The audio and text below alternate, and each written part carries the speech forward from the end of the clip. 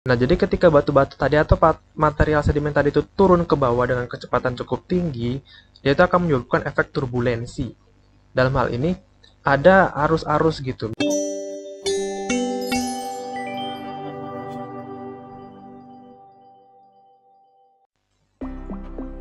Halo Pokir, selamat datang di channel Pokiedu. Assalamualaikum warahmatullahi wabarakatuh. Selamat pagi, siang, dan malam. Om Swastiastu, Namo Buddhaya, dan salam kebajikan untuk kita semuanya. Dan salam sejahtera. Pada materi kelima di Oceanografi untuk materi kelas persiapan OSN atau KSN ini, kita akan membahas mengenai morfologi dasar laut atau bathymetry, ya. Jadi kan kita udah belajar kemarin tuh di video sebelumnya tentang definisi benua, samudra, proses pembentukannya. Nah, kita akan membicarakan tentang morfologinya lagi untuk di dasar laut itu seperti apa. Secara garis besar ya. Nah, secara garis besar morfologi dasar laut itu kita akan bagi menjadi dua bagian, yaitu ada yang di tepi atau disebut sebagai continental margin, dan morfologi dasar laut yang berada di cekungan atau disebut sebagai ocean basin. Nah ini bagian pertama akan kita bahas, yaitu yang bagian ini continental margin, yang daerah sini sama yang daerah sini. Nanti yang daerah tengah-tengah ini dinamakan bagian dari ocean basin ya, atau cekungan samudra. Nah, kenapa ada dua? Di sini ada dua karena bagian tepi benua itu ada nanti yang bagian aktif karena dia ada aktivitas konvergen, sama ada bagian yang pasif, tidak ada aktivitas tektonik dalam hal ini ya, kayak gitu. Nah, jadi tepi benua ya, kita mulai bahas yang pertama bagiannya. Yang pertama itu tepi benua atau continental margin. Yang ini ya, continental margin. Nah ini gedean. Nah, itu merupakan bagian benua yang tenggelam dan zona transisi antara benua dan jangkauan samudra. Bagian yang ini sebenarnya ya guys, yang ini nggak nampak ya bagian ini yang daerah sini pokoknya. Nah, itu berdasarkan pada kondisi aktivitas kegempaan. Jadi ada vulkanisme juga, ada aktivitas pensesaran. Nah, tepi benua itu dapat kita bagi dua, yang kayak tadi ada bagian yang aktif yang di sini sama yang pasif yang ada di sini. Dan ditandai dengan banyaknya aktivitas tadi, ada kegempaan, vulkanisme, ada aktivitas pensesaran atau ya pergeseran sesar transform. Sebaliknya, tepi benua yang pasif yang daerah sini itu nggak dicirikan tuh sedikit lah ya, sedikit aktivitas yang tiga ini gitu. Nah, perbedaan aktivitas tektonik yang menghasilkan perbedaan struktur batu dan sedimentasi di sepanjang tepi benua, bagian yang daratan benua yang tenggelam itu tepi benua aktif itu dicirikan dengan perselangan yang sempit. Jadi dia itu lebih kecil lah ya. Kalau misalnya yang di bagian pasif itu dia lebih gede. Nah, ini kayak yang ini kan namanya continental shelf ya ini. Jadi kita ngebahas lebih lanjut setelah ini. Yang ini continental shelf-nya itu agak ya lebih kecil gitu lah. Harusnya sini ada continental contoh sini. Nah, gitu. Jadi lebih sempit dan palung laut ada palungnya, ada trends di depannya gitu. Ada trends atau deep sea trends dan busur kepulauan vulkanik atau island arc. Biasanya ada island arc-nya juga. Kalau nggak ada island arc-nya biasanya ya dia berasosiasi sama punggungan vulkanik arc atau busur aktivitas vulkan. Kalau nggak island arc ya vulkanik arc yang kayak di pegunungan Andes Amerika Selatan ya gitu. Nah, sementara itu di tepi benua pasif tuh paparannya tuh lebih lebar gitu, pisahnya itu lebih lebar dan banyak delta yang cukup luas. Terus ada terumbu-terumbu karang juga yang tersebar luas dan nggak ada aktivitas gunung berapi guys. Contoh ya kayak di Riau, Sumatera Selatan itu atau nggak contoh di Brazil, itu contoh yang paling pas lah ya. Brazil, Argentina, bagian pesisir timur Amerika Selatan lah itu. Kayak gitu ya kurang lebih guys. Nah, ini yang aku maksud tadi, bagian yang pertama akan kita bahas yaitu yang bagian pasif margin atau batas kontinental yang pasifnya guys. Jadi dia itu secara umum yaitu ada bagian self break. Ini yang kadang bilang, ada beberapa referensi juga dikatakan sebagai point of breakable. Mungkin udah aku jelasin, mungkin udah aku summon juga ya, ini udah aku mention juga di video sebelumnya, mungkin ada kali. Breakable ini tuh bagian yang paling rapuh guys. Kalau misalnya terkena goncangan atau faktor-faktor arus dalam itu bakalan pecah dan dia tuh bakalan menghasilkan longsoran bawah laut atau marine landslide. Self break ya ini. Kemudian ada continental slope, bagian yang lebih curam, tandain aja dia ya curam lah ya kan, lebih dari 45 derajat kemiringan terhadap horizontalnya. Ada continental rise, ini bagian yang hasil dari sedimen yang rapuh tadi. Hasil sedimen yang rapuh tadi itu dia akan mengalami pengendapan di sini. Jadi di sini ada mengalami peristiwa namanya itu degradasi. Dan di sini terjadi namanya peristiwa agradasi. Agradasi itu kayak pengumpulan hasil akumulasi sedimen yang tertransport setelah peristiwa degradasi. Degradasi itu bagian yang hancur, proses batuan atau apapun itu material yang hancur menghasilkan ya bisa itu mat atau apapun itu ya kan, dalam bentuk sedimen yang belum tersedimentasi gitu lah ya kan. Jadi bentuknya itu udah masih sedimen, belum batuan sedimen atau belum kena proses-proses sedimentasi lah kayak likidifikasi dan lain-lain, itu belum ya. Nah itu yang ini bagian yang continental shelf atau yang dia cukup ya dangkal ya, sekitar 0 sampai 200 meter, sekitar segitu, ini 200 meter di sini. Nah kayak gitu. Kemudian udah mulai masuk abyssal plain dan ini udah mulai masuk ke bagian ocean basin lebih tepatnya kayak gitu. Jadi yang paparan benua ini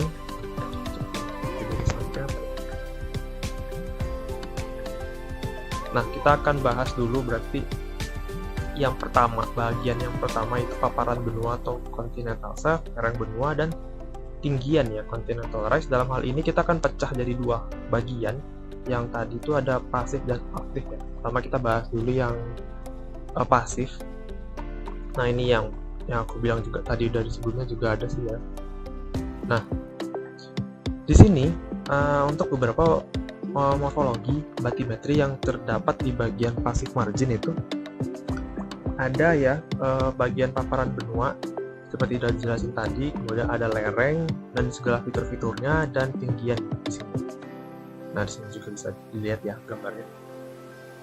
Nah untuk paparan benua tadi juga udah aku jelasin sebagian, dan itu pokoknya dia tuh ada apa ya, bagian yang tenggelam dari benua, bagian benua yang mengalami penenggelaman gitu atau ya dia terisi air gitulah, yang sangat kecil gitu slope-nya. Berbagai penampakan yang dijumpai di kawasan ini ya, fitur-fiturnya kita akan bahas fitur-fiturnya lebih spesifik lagi. Untuk fitur-fiturnya yang ada tuh biasanya dijumpai kawasan ini tuh kan ada 7 proses gitu. Kayak proses yang pertama itu ada namanya proses glasiasi. Nah proses glasiasi ini contohnya kayak paparan Sunda sama paparan Sahul. Nah itu karena proses glasiasi dulunya itu tersingkap terus mau cair lagi dan tenggelam lagi ya. Itu contoh continental shelf juga bisa.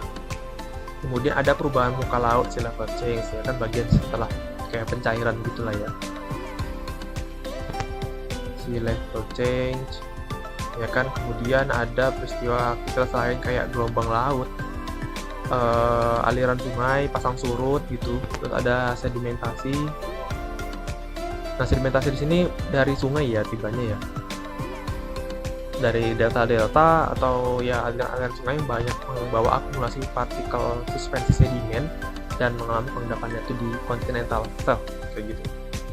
Kemudian ada pengendapan karbonat. Pengendapan karbonat ini nanti di materi selanjutnya sih, materi kita di materi sedimen laut.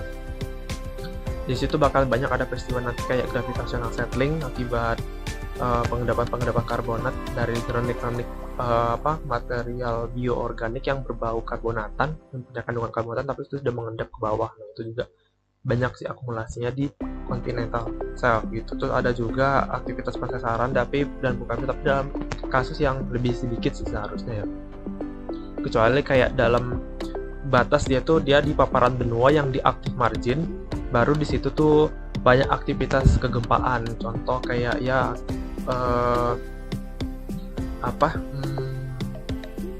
continental shelf yang di dekat Kepulauan Mentawai di pesisir pantai barat Sumatera. Nah itu bagiannya aktif banyak gempa ya, karena di situ ada prisma akresi yang cenderung lebih banyak sesar naik atau thrust fault. Nah, itu. Kemudian nanti ada lereng benua. Nah di lereng benua di bagian yang di passive margin ini di situ ada dijumpai bukan fenomena sih, kayak fitur gitu ya, submarine canyon. Submarine canyon itu terbentuk karena adanya penggerusan air. Dalam hal ini air tadi itu membawa partikel sedimen. Jadi sedimen tadi itu yang dibawa sama arus tadi itu menggerus dinding-dinding continental slope. Jika arus tadi itu dominan, konstan dan cukup tidak mengalami perubahan yang signifikan ya, maksudnya dalam artian itu dalam arahnya ya. Jadi dia itu bakal menggerus di satu arah di bagian itu aja gitu. Jadi dia bakal membentuk submarine canyon. Arusnya itu bisa dari permukaan ya, dari sungai atau apapun itu yang dari darat gitu. Nah ini nanti setelah dikeluar dia udah jatuhkan airnya ke bawah ini, terus dia menggerus sedimen di bawah. Nah nanti sedimen yang di bawah itu akan mengalami pengendapan di bagian continental rise, atau bahasanya itu rise itu kan meninggi ya, berarti partikulat sedimen yang mengalami pengendapan itu akan terus meningkat gitu, ketinggiannya. Di sini nanti ada namanya kayak submarine fan ya, ini bagiannya kayak agak segitiga gitu ya, kelihatan nggak sih? Nah ini segitiga itu namanya itu submarine fan atau kipas bawah laut ya, kipas ya gitu lah pokoknya ya. Nah selain karena faktor dari adanya arus yang cukup konstan tadi, maksudnya dalam artian arus yang ke bawah tadi, itu ada juga karena pengaruh dari namanya itu arus turbidity atau turbiditas atau turbidity current. Nah ini bisa dilihat ya, ini turbidity itu. Jadi ceritanya itu kayak misalnya itu banyak sih yang memicu turbiditas tuh. Tapi aku jelasin beberapa hal aja ya. Kayak misal yang di sini tuh dari titik point of breakable, bagian yang paling mudah rapuh di sini, ujung ini ya, ada mengalami gempa misalnya atau goncangan yang cukup kuat, dan dia itu mengganggu kesetimbangan Newton. Pasti teman-teman pernah ingat kan di pelajaran fisika, kayak benda miring kayak gini, nanti ada gaya dan arah-arah gayanya dan yang sangat-sangat menarik ini ya kan.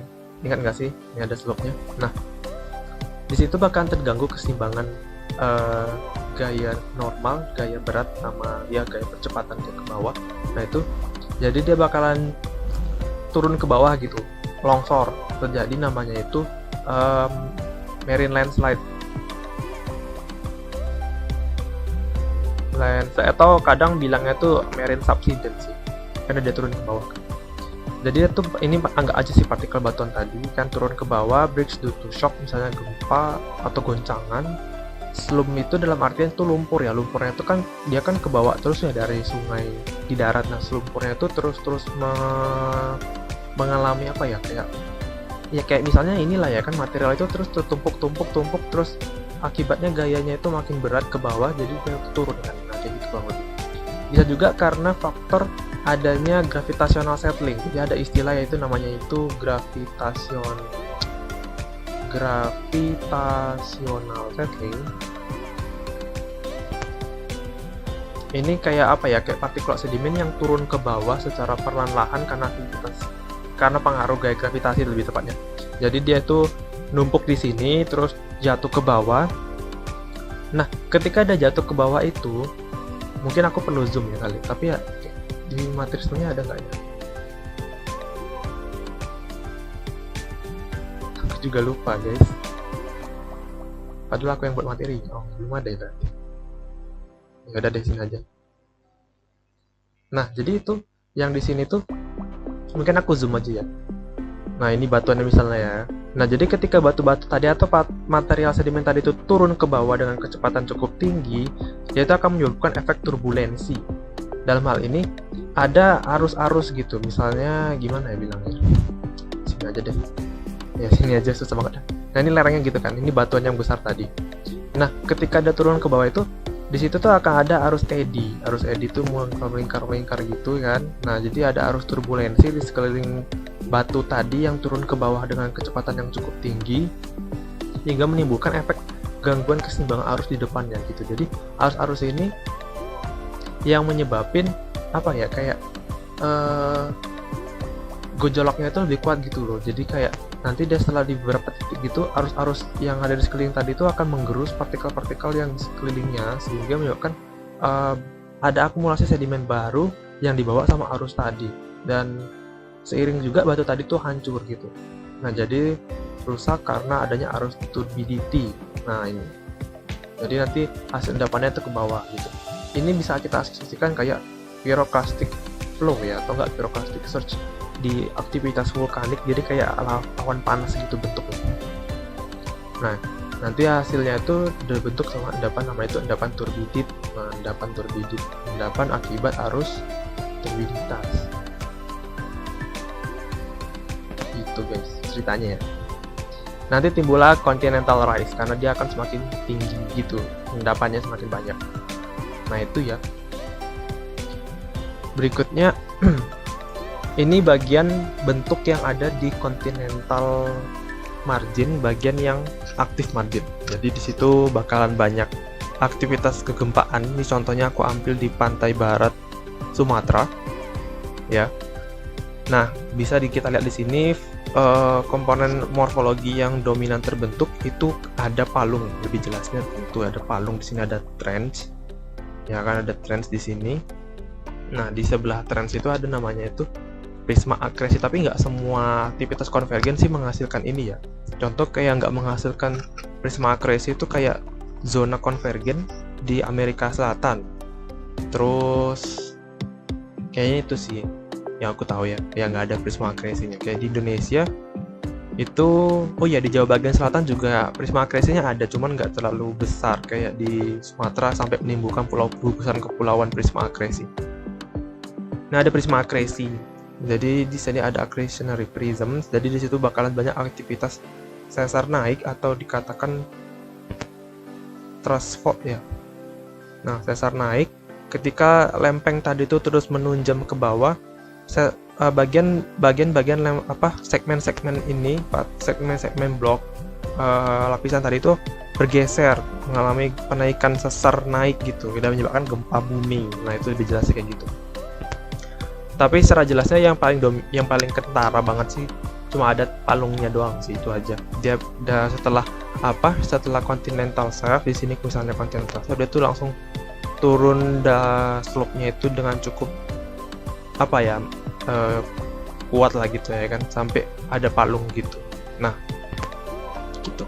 Dan sini tuh endapannya gimana ya? Tetap endapan tuh terjadi karena gimana pun juga sungai-sungainya itu kan tetap membawa akumulasi sedimen. Nah, tapi sedimennya itu langsung masuk ke bagian bawah gitu. Jadi langsung mengalami perubahan metamorfisme. Kalau misalnya batu tadi tuh dari marmer ya, dia berubah jadi marmer.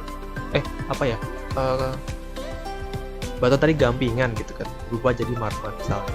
Dan lain-lain, kayak misalnya batuan tadi tuh banyak mineral kuarsa, dia juga berubah jadi kuarsit kayak gitu. Pokoknya material-material sedimen yang terakumulasi masuk ke bagian trend, terus dia masuk ke bagian penunjaman, dia tuh mengalami perubahan jadi metamorfisme, jadi batu metamorf lebih tepat kayak gitu sih.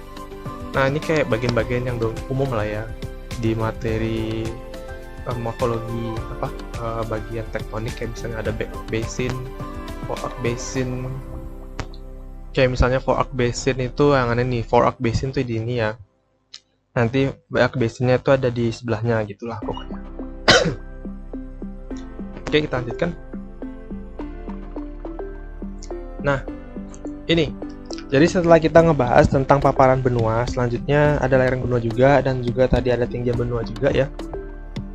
Kemudian berikutnya akan kita bahas tentang ocean basin. Nah, bagian ocean basin ini bagian yang pertama kita bahas, yaitu mid-oceanic ridge.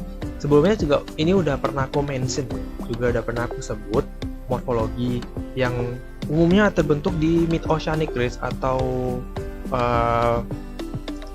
punggungan atau ya pematang tengah samudra itu, contoh kayak ada banyak simon atau nggak banyak simonnya tergantung dari kecepatan dia mengalami perekahan atau divergen.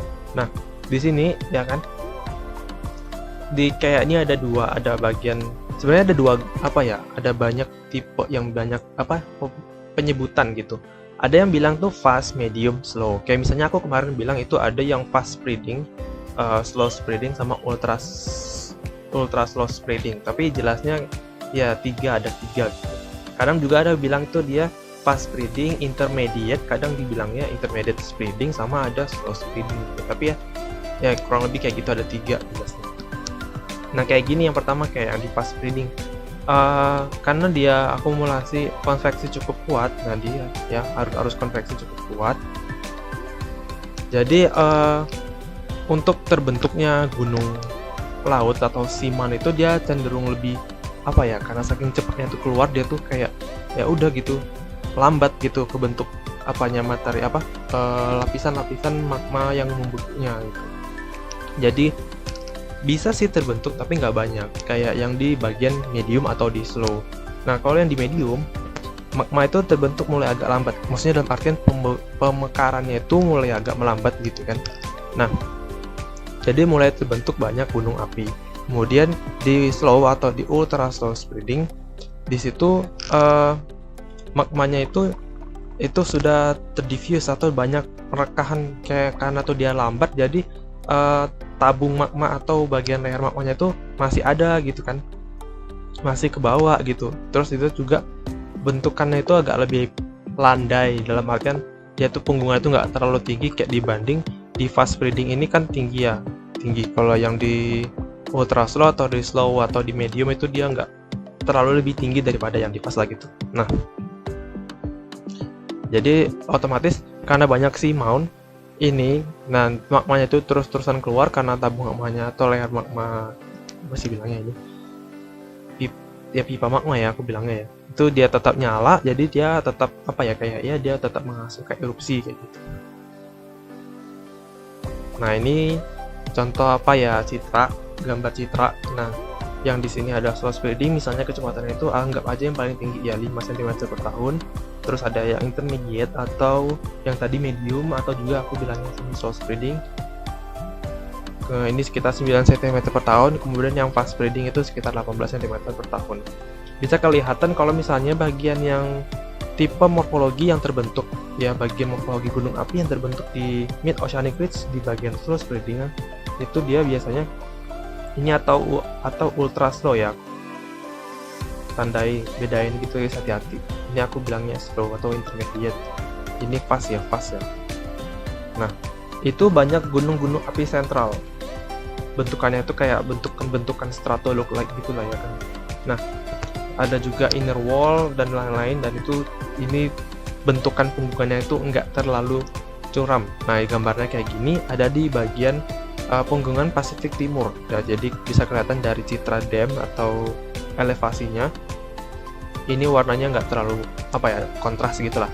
Kemudian yang di intermediate spreading, dia mulai terbentuk karena udah mulai agak cepat gitu ya, jadi dia gunung apinya berbentuk sentral juga, dan tapi dia mulai apa ya, kayak memanjang, mulai terbentuk erupsi linier gitu. Nah kalau yang di fast spreading dia mulai terbentuk central shield volcano, dan bentukannya itu erupsi linier atau sepanjang garis itu dia merekah, magmanya itu terus-terusan keluar. Nah ini sepanjang dia merekah, magmanya itu terus-terusan keluar. Beda sama yang di slow spreading, dia bentukannya tuh kayak pointing gitu, kayak gunung api bawah laut lah ya kan, dominannya kayak gitu.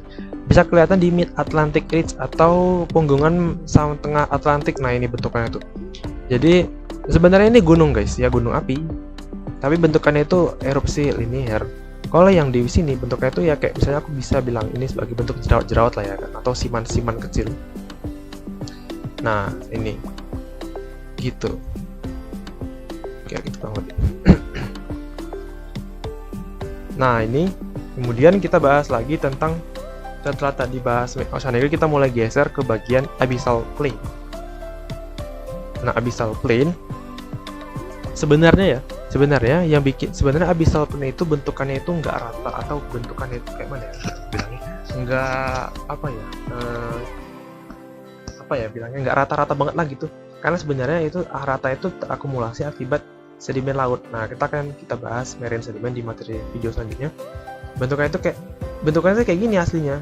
Jadi dia sangat-sangat apa ya, curam-curam, bervariasi ketinggiannya, mengikuti hasil efek dari mid oceanic ridge-nya tadi. Nah, ini. Karena kan di mid oceanic-nya itu, coba kita lihat di sini yang di sebelumnya. Nah, ini. Bentukannya itu nggak rata. Nih, bentukannya itu nggak rata. Bisa kelihatan dari sini banyak guratan-guratan gitu. Banyak guratan-guratan. Nah, bentuknya itu nggak rata. Terus seiring waktu dia mulai menjauh dari pusat pemekaran atau mid oceanic ridge tadi, dia tuh mulai terisi sama akumulasi sedimen. Nah, mulai terisi sama akumulasi sedimen dan semakin lama akan semakin datar. Jadi dia kawasannya itu terkenal sebagai kawasan yang bentuknya itu agak datar dengan kedalaman yaitu berkisar sekitar, ya bisa lihat dari gambar ini juga ya, ada dari 4 km sampai itu 5 km. Nah, dibatasi antara dari bagian paling ujung, misalnya di batasnya dari mid oceanic ridge sampai batasnya itu ke continental rise gitu, dataran abisal yang mulai banyak akumulasi sedimen pelagis ya namanya itu. Dominansinya ya sedimen pelagis, tapi banyak sedimen-sedimen lain yang akan kita bahas di materi video selanjutnya aja ya. Nah, di situ tuh banyak tadi fitur kayak misalnya yang tadi aku bilang juga di continental rise tadi itu ada kayak submarine fan ya, submarine fan, atau kadang orang bilangnya juga tuh deep sea fan ya guys, deep sea fan atau kipas laut dalam ya, ya kipas laut dalam ya, itu deep sea fan sama submarine fan ya, itu. Oke, lanjut. Nah, selanjutnya kita akan mulai apa ya, membahas beberapa komponen morfologi yang mulai spesifik. Contoh yang pertama kita bahas itu ada perbedaan antara seamount dan guyot. Nah, bisa kelihatan di gambar ini, seamount dan guyot itu bisa aja terbentuk misal dari peristiwa sunspot atau juga dari seamount yang terbentuk dari mid oceanic ridge atau more ya. Jadi seamountnya itu terbentuk misalnya dari ada dari hotspot sama ada dari more. Ada mid oceanic ridge sama hotspot. Nah, contohnya aku ambil yang bagian pertama itu dari hotspot. Misalnya ini hotspot dari gugusan pulau di Hawaii. Ya, ada Mauna Kea, ada Mauna Loa, ya. Nah, jadi ketika erupsi tadi itu keluar, erupsi sentral tadi itu keluar, jadi magmanya itu membentuk formasi gunung api kan. Nah, formasi gunung lah dalam bentuk ya gunung. Nah, itu kita katakan sebagai seamount karena letaknya di laut, yang gunung laut. Bentukan awalnya itu ya kayak gini guys, bentukannya ya kayak biasa gunung yang lancip itu. Nah, lancip kan ini. Nah, seiring dengan dia itu mulai menjauh dari pusat keluarnya magma tadi, baik itu dari pusat hotspot atau pusat mid oceanic ridge, dia itu akan terus mengalami erosi, mengalami proses degradasi atau erosional proses, menyebabkan bagian atasnya itu datar, yang kita katakan sebagai guyot atau table mound. Jadi table mound atau guyot itu sama, tapi beda. Gimana ya? Guyot itu pasti seamount, tapi bentuknya itu nggak lancip. Jadi guyot itu datar atasnya. Kalau seamount itu lancip. Guyot itu kita bisa katakan seamount juga, tapi bentukannya itu nggak lancip, nggak datar. Nah, ini yang seamount. Ini juga seamount tapi bentuknya datar, jadi namanya tuh lain sendiri, guyot atau table mound gitu. Nah, itu ya. Prosesnya itu erosi dari permukaan bisa, dari arus laut dalam bisa. Jadi ketika dia udah di atas itu banyak arus laut. Di bagian permukaan itu arusnya tuh cukup dominan ya. Banyak surface current ya. Jadi arus-arus tadi itu mengerosi bagian atas gitu. Jadi akan semakin terkikis. Kurang lebih kayak gitu penjelasan sederhananya. Nah, ini ada bentukan lagi, namanya itu ada rangkaian pulau-pulau atau island chains ya, island chains ya, atau pulau-pulau. Kadang ini aku gabung jadi pulau-pulau terumbu ya materinya. Ada pulau-pulau terumbu atau coral island ya, yaitu pulau yang terbentuk karena pertumbuhan koral. Yang island pulau terumbu tadi, coral island tadinya ini bisa aku bilang sebagai contoh gambar dari coral island. Bisa sih terlihat dari sini, ini gugusan koralnya ya, sini nih gugusan koralnya. Ini ada bagian yang rangkaian pulau-pulau atau island chains. Ini ada Light Island Chain, Tuamotu, Archipelago Marshall, ini ada Hawaii, ini ada Emperor Seamount. Jadi kita ngelihat Samudra Pasifik itu nggak full serta-merta itu adalah lautan yang sangat luas dan hanya bentuk laut doang, tapi itu banyak bentol-bentol pulau-pulau kecil hasil dari erupsi Seamount tadi ya, dari si hotspot. Sama ini hotspot. Yang di sini tuh contoh dari yang di Timor. Nah, ini bisa kelihatan dari gambar sini juga ada East Pacific Ridge. Nah, ini East Pacific Ridge yang ini, ya kan? Geraknya itu ke sana. Nah, bisa kelihatan ini bentukannya itu mengikutilah rantai pulau-pulaunya gitu. Nah, untuk pembentukan kepulauan koral sendiri ya, pulau-pulau terumbu, coral islands itu kadang dia diasosiasikan sama kehadiran yang namanya itu atol ya ini. Nah, formasinya itu ada 3. Yang pertama itu kita katakan sebagai fringing reef. Fase ketiga dikatakan sebagai barrier reef. Dan yang ketiga ada atol. Sebenarnya yang pertama itu ada fase namanya itu volcanic island. Nah, tapi karena ya sangat-sangat mainstream jadi nggak disebut. Yang pertama itu fringing reef. Jadi ketika erupsi tadi keluar ke permukaan, magma tadi itu berhasil mencuat ke permukaan dan ngebentuk pulau yang kita katakan sebagai volcanic island. Dan kemudian masuk ke tahap kedua, di mana ketika suhu suhunya cukup hangat, salinitas mendukung, kemudian banyak endapan karbonatan, di situ terbentuklah koral di sekeliling volcanic island tadi. Nah, ini sekeliling volcanic island itu terbentuk coral reef. Ya, ini coral reef. Ini dari atas, tampak dari samping itu kayak gini. Ini yang kuning oranye apa enggak sih guys?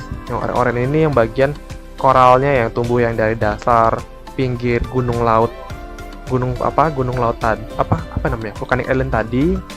Kemudian seiring berjalannya waktu kan ini geraknya tuh makin ke sana ya, makin jauh dari pematang samudra, itu akan mengalami penurunan elevasi karena ya otomatis ya, karena kan arus konveksinya udah nggak kuat kan. Jadi konveksi tadi itu yang menyebabin bagian mid oceanic ridge itu tuh lebih tinggi gitu, ada desakan magma keluar gitu.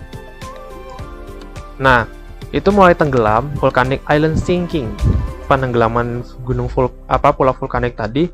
Nah, akan ngebentuk lagun tapi belum besar ya. Nah, ini jadi kayak ngebentuk batas gitu, ada barrier gitu, ada pembatas koral-koral tadi sekeliling ini. Ya sekitar sini lah ya kan.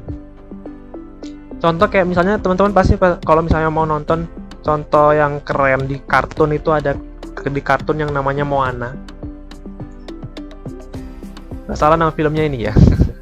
Cek aja, itu kayak di film itu tuh dijelasin contoh real banget sebuah pulau yang ditinggali sama si Moana tadi itu dalam tahap barrier reef, karena di sekeliling di ujung dari pulau tadi itu ada koral yang cukup besar sebagai penghalang gelombang gitu.